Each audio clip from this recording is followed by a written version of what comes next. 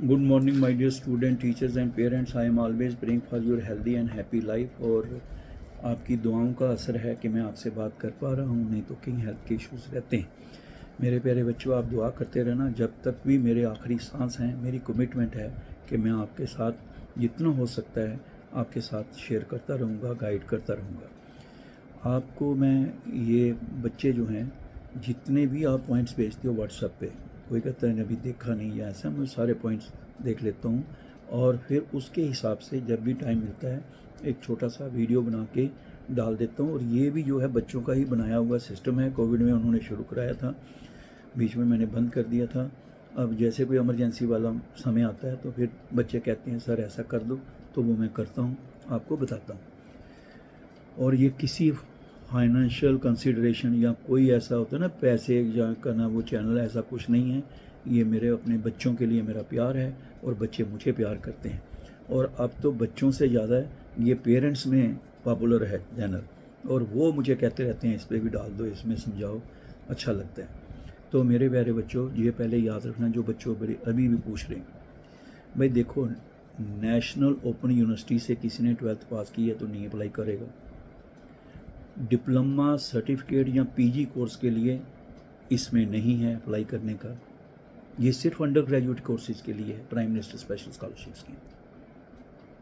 ठीक है, special scholarship scheme Jammu Kashmir Ladakh के बच्चों के लिए, सिर्फ इसी बात के लिए।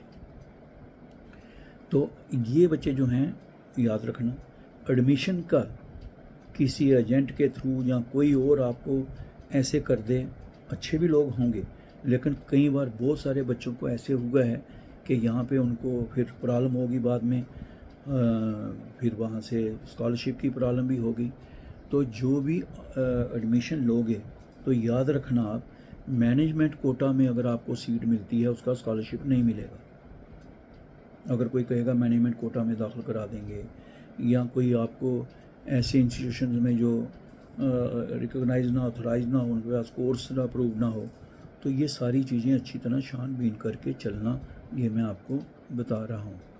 और उन्हीं कोर्सेज को कॉलेज में एडमिशन का है। देखो एडमिशन का क्या है, ये जो आपके लिए बेस्ट कॉलेज होने जाते हैं, जो नैक का एक्रीडिटेशन हो, है ना, और दूसरे नंबर एनबीए का हो, है ना, और एनआईआरएफ का हो, 100 टॉप में हो इंस्टीट्यूशन, या पिछले 5 सालों में 80% उनमें एनरोलमेंट रहती हो, तो देखो कितने अच्छे इंस्टीट्यूशंस को चुना जाता है।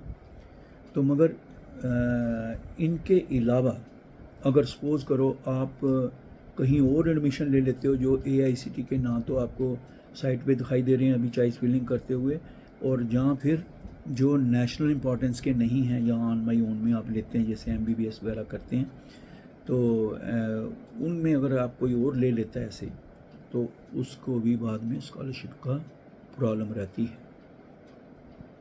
ये बात अच्छी तरह से रखना याद। और अभी आप जो चॉइस फिलिंग कर रहे हो, इसमें ज़्यादा जल्दी भी नहीं करना, लेकिन ज़्यादा इंतज़ार नहीं करना कि लास्ट में दिन के लिए इंतज़ार करते रहो, क्योंकि लास्ट में फिर प्रेशर बहुत हो जाता है, बड़ा लोड होता है कई बार वो, क्योंकि जब टाइम दिया, अगर सपोज़ करो 5 बजे, तो 5 बजे बंद हो जाना है। फिर कोई बंदा कहेगा, कोई बच्चा कहते 1 मिनट के लिए, सर 2 मिनट के लिए, बस सर बस मैं पहुंचा ही था तो हो गया। ये याद रखना, मैं बता रहा हूँ, ये मैं वो बातें बताता हूँ जो मेरा जब से ये स्कीम शुरू हुई है आज तक जो मेरा एक्सपीरियंस है। तो इसलिए इन बातों को ध्यान में रखते हुए अपनी चॉइस फिलिंग करिए। वहाँ पर आपको डिफरेंट फ़िल्टर दिए हुए हैं, हॉस्टल है या नहीं है, मेल है कि फीमेल है, ये सारा गवर्नमेंट का है कि प्राइवेट है, इंस्टीट्यूशंस कौन से रीजन में है, फ़ीस का क्या स्ट्रक्चर है, वो भी सारी चीज़ें जो हैं अच्छी तरह से देख लेना।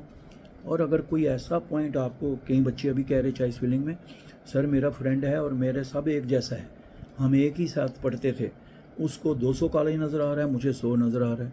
बेटे ये आपके सब्जेक्ट कम्बिनेशन और आपके हिसाब से ही नज़र आएंगे जिसको आएंगे।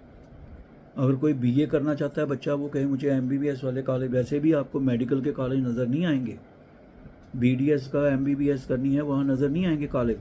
इन सब के बच्चों ने जिन्होंने ऑन माई ओन में भी लेना है, कोई बच्चा कह रहा है IIT में, NIT में, ऐसे मैंने करना है, तो ये जो अपने लेवल पे बच्चों ने सीट निकालनी है, चाहे उसने नेशनल लॉ यूनिवर्सिटीज़ में सीट निकालनी है, तो वो इंस्टीट्यूशन जो हैं जो है वो उसको कहेगा कि मुझे ऐसे एडमिशन का डायरेक्ट है, वो नहीं है।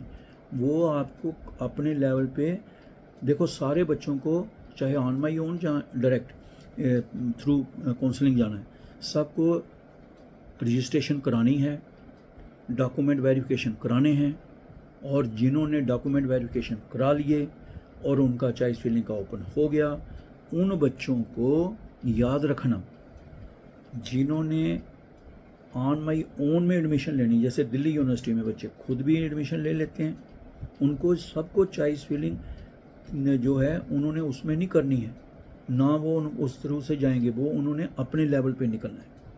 ये याद रखना, एलिजिबिलिटी देखनी है और उनको अलाटमेंट अपनी होगी। जैसे आप MBBS की सीट निकालोगे तो डॉक्यूमेंट वेरिफिकेशन करा ली, सारा ख़त्म कर लिया, और रजिस्ट्रेशन के वक्त आपने नीट का लिख दिया, चाहे नीट का है, नाटा का है, क्लैट का है, CUT का है, उसका आपने रेफरेंस दे दिया, उनका एडमिट कार्ड कोई नंबर है, रजिस्ट्रेशन नंबर है, दे दिया, और जब आपकी फिर एडमिशन हो जाएगी फिर आपने उनको डॉक्यूमेंट जो है आपके इंस्टीट्यूशन भेजता है, फिर स्कॉलरशिप मिलता है।